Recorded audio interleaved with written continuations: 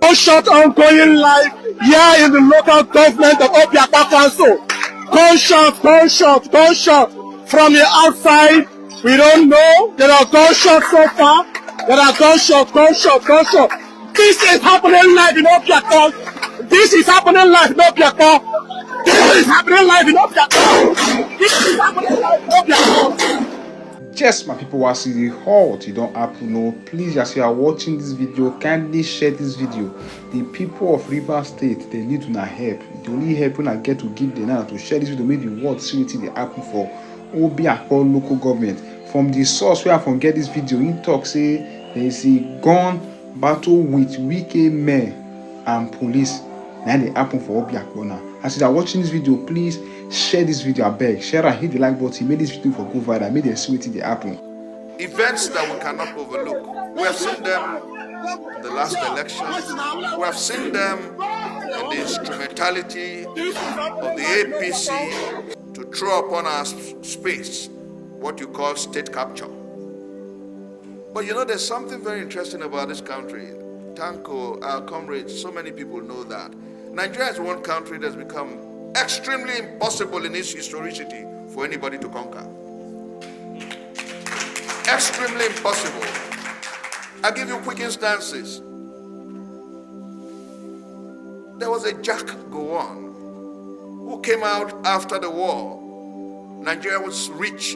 He boasted that our problem wasn't money, that our problem was how to spend it. Went ahead to bail out Trinidad and Tobago. Went around spending money. And then when he tinkered with the transition to democratic rule, he was in Addis Ababa when he was taken out. Are you aware that in this same country, when certain individuals thought in the Second Republic that they had conquered Nigeria, voices came out on the 31st of December 1993, and that was the end of them. Are you also aware that a certain man who was gap-toothed, who called himself the Maradona, when he thought that he could run roughshod over our country, and then tinkered and played with the transition to democratic rule, and then annulled the June 12th election, when the Nigerian people rose up, by way of bad grammar, by way of bad English, he addressed Nigerians and stepped aside. Are you also aware that someone came to power after sacking the interim government, and because of the people's power, he couldn't travel overseas to take care of himself, and somehow Mother Providence took him out, and he couldn't transmute from military to civilian president? Are you also aware that in this same country, when someone could tinker with the process, he said, no, I have seen enough of the people's power. And Absalom Abubakar stayed for less than a full year and handed over to democratic rule. The stories are complete and replete of a people's strength. Even against their nuances, in 1994, the late Chief Gani Fahimi, along with so many of us, started a party against the nuances of the military. It was called National Conscience Party in 1994. Nigerians are strong people. So if anybody tells you that we can be conquered, tell them it's a lie. Tell them very vehemently that the people are under a strong tent, a tent of resolve, a tent of commitment to destiny and purpose, a tent of ruggedness, a tent of purpose.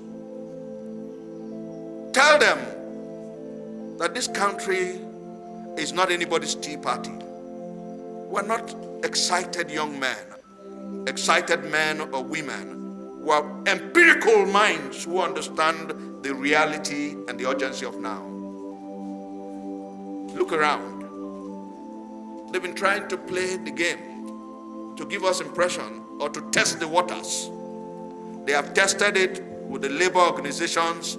It's a boomerang. They have tested it with the young boys and young girls in NSAS. It was a boomerang. They have tested it with the resolve of our young people in the End Bad Governance protestation, it's still a boomerang. They can't stop the people. Now, what are they trying to do? Use the instrumentality of state, the police and the INEC, to subvert the democratic and electoral process. But can they win? If you know your history very well, you know that they can't win. And I said to myself, it was Fidel Castro. As a young boy, I was privileged to have met him in Havana, Cuba. He said to me, and a lot of young people from across the world who believe in revolutionary processes, that when you have a determination to write history, even that determination serves as strength to your bones and your sinews. Even that determination will keep you going. And then he went further. For when men have a single determination to succeed, not even the sight of the prison yard, not the walls of the cemetery can deter them from it. For a single destiny, a single determination, a single commitment, a single conscience will sustain them. I want to tell you, brothers and sisters, that everyone here has a role to play in the emergent Nigeria. I managed to engage with someone online this morning, and I said, it may look plausible. Some people make fantastic arguments about the possibility of a state capture. It may look like, oh, they will do the same thing they did in Edo in some other states. The story might just look very bleak. It might look like we have a soulless horde of rampaging buccaneers on our socio-political amphitheater. It may just look like they are overlords. But you know what? For every reactionary, for every despot, for every dictator, the moment of weakness is that moment when he thinks that he has conquered the people. The moment of weakness is when he thinks he can run roughshod over the people. The moment of weakness for those who hold us down is now. Now, when across the state of the Federation, young people are saying, we don't trust you anymore.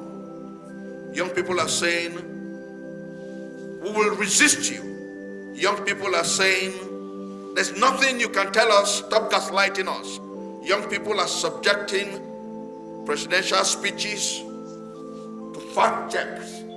Young people are debating and discussing, and even before they finish, young people are putting it out in the social media and saying, Mr. President, you lied. That's where we are.